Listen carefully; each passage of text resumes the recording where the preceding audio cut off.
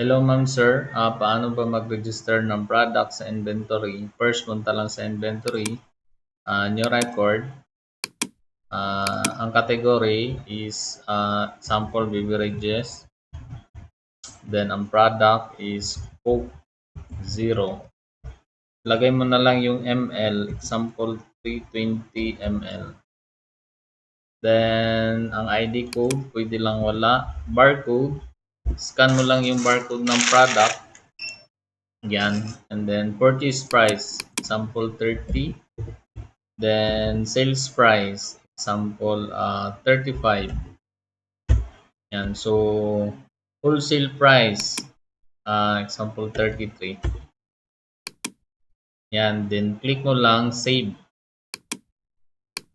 Okay. So next natin gawin, maglagay ng in stock. So first, punta lang sa menu, receiving inventory, then new record. Okay. Then scan mo lang yung product. Yan. Sample, nag-receive tayo ng 100 products na Coke Zero. And then click mo lang save. Okay. Show print preview, no. Balik lang sa menu, then click lang inventory. Then as you can see, may 100 na tayo na in stocks. Then ito yung history niya. Receiving, stock in 100 pieces. So yun lang.